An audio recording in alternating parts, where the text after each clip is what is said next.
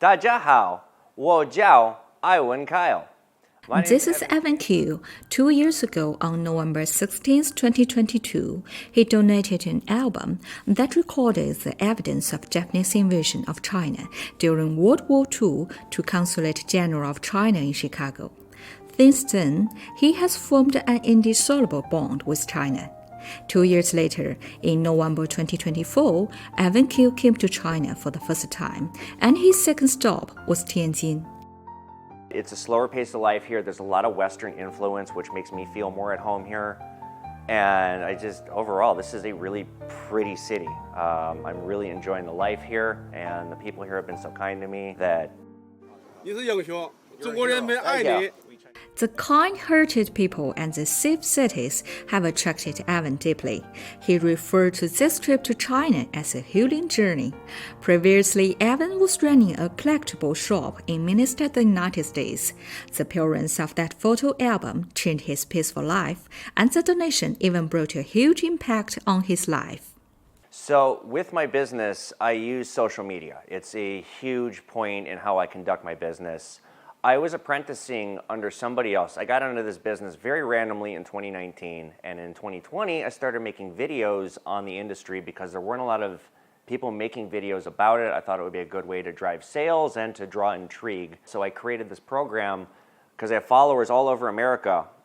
People would mail me stuff, and I'd make a video about the intrigue of what it is, going through, assessing it, buying it for profit, and then selling it. So about a year and a half into doing this, a customer in a different state in America reached out, and they had an old book of photos from World War II, and they mailed it to me. So I got this book of photos, I opened it up, the quality blew me away. Photos of the era are generally in very bad condition, and these were in great condition.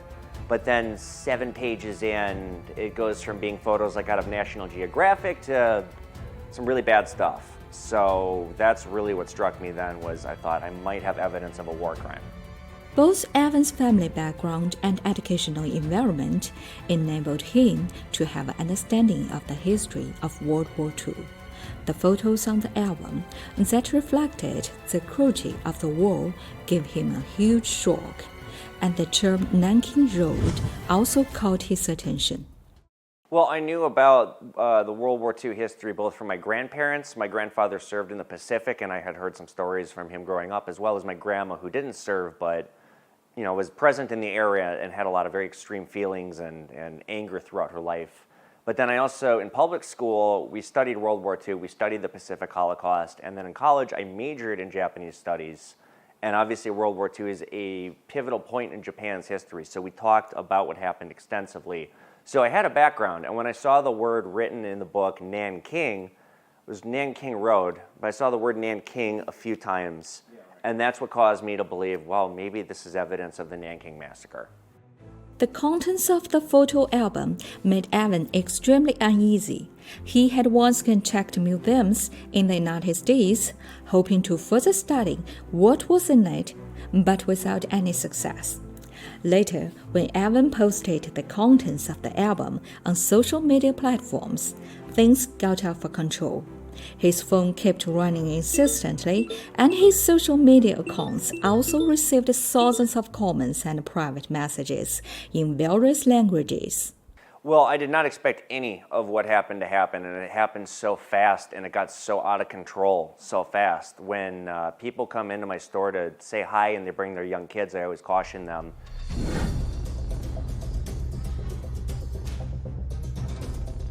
So I started getting threats. People started making up all these allegations about me, putting words in my mouth that I never said, that this was a big hoax, that I was using a war crime to get famous and enrich myself. And it was a very bothersome thing. I was the boogeyman of the internet for a short period of time, and I thought, this is going to ruin my life, this is going to ruin my reputation. It had a massive negative impact on my mental health. I wasn't eating, I was staying up all night, I lost a lot of weight, I had to seek help from a therapist, I still see them.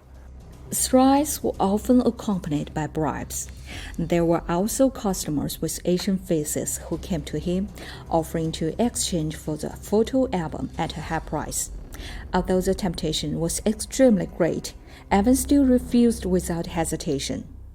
And like I said, my rule is if it has to do with a war crime, then it belongs in a museum, and that's not for sale. That's my integrity. That is not for sale. So yeah, I turned down a lot of money, not just like from all kinds of different people. And it was never about money. And some people offered me a lot, and they were pretty aggressive in continuing to offer more and more. And I just said, look, it's not for sale. In the same way that the vase that I received, the gallery, it's not for sale. I've turned down a lot of money for that. I'll never sell it. It's the price of my integrity, and that's just not for sale. During this process, a group of Chinese young people strengthened his determination to donate the photo album even further. They were younger than me showing up at my store, and something that happened almost a century ago, this wound to the Chinese people was still raw to them, and I was not expecting that, and just they had so much passion for supporting me and telling me that I did a good thing that I thought, this is, no matter what, an important part of Chinese history. This book and what I've done has become a symbol of what happened, and therefore it belongs with the Chinese people. So that's why I decided to donate it to China. After the donation of the photo album, Evan breathed a sigh of relief. The Consulate General of PRC in Chicago wrote in the letter to him, "History serves as a mirror for the people today, and your donation certainly helps inspire everyone with a kind heart to safeguard peace." And they expressed their gratitude for his donation. 1 year after the photo album was donated, Evan posted the digital archive of the photos in the album online. Along with it, he also posted a long article recording his mental journey over the past year. At the end of this article, Evan specifically quoted this sentence and stated that if everything were to start over again, he would still make the same choice. Nowadays, he has taken a new step to safeguard peace.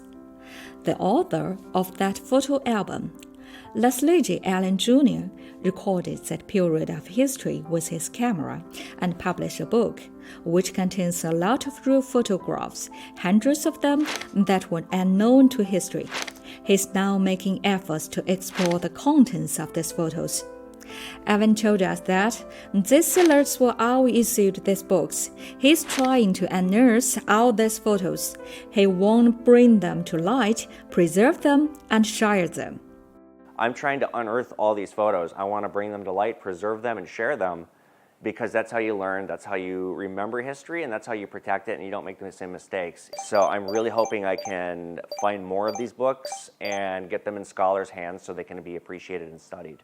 During the following journey, Evan not only went to Nanking Road in Shanghai, which had caught his attention in the photos, but also arrived at what was considered the most important stop, Nanjing.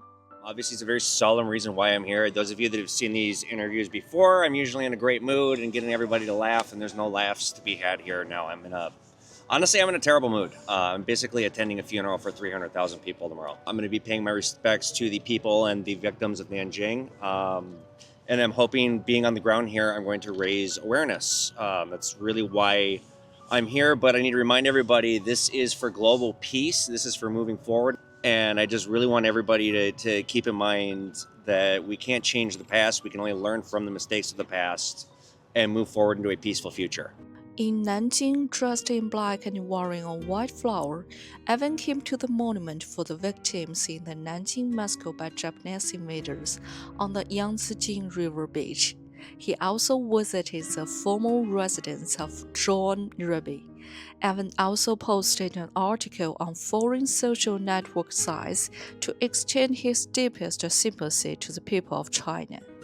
On December 14, Evan, still dressed in the black suit, visited the Memorial Hall of the victims in the Nanjing massacre by Japanese invaders. I'd recommend I'd basically recommend everybody come here. Like, I would make it mandatory. It's some very important lessons on display, some very important historical documents, lots of original documents, evidence of war crimes, definitive proof, and some very unsettling things. One thing that really struck me, I didn't realize that it is literally the site of a mass grave, and there are bodies, remains in there. If you read the specific details, they're gut-wrenching, they're chilling, they're just it's literal hell on earth that took place here. And it doesn't put that down your throat. It is a tasteful way of showing the history of what happened, but making it appropriate for all ages. I've had people on the street from other countries walk up to me and recognize me and say, hey, you're Evan Kale, you inspire peace, and that's why I'm here, and I hope I can keep doing that. And I hope this thing that I'm building keeps getting bigger, and I'll probably come here every year and do this. And that completely defeats my purpose, my mission, my ethos of global peace. Nowadays, his biggest wish is to become an envoy of peace through cultural exchanges. But one of the things I want to do to foster lasting peace, as a private citizen, not as a government official, but I want to build a bridge of culture between the United States and China and potentially the whole world, because the best way to understand somebody is through the lens of culture, and the best way to keep peace throughout the world is to communicate, and communication and understanding culture hold hands.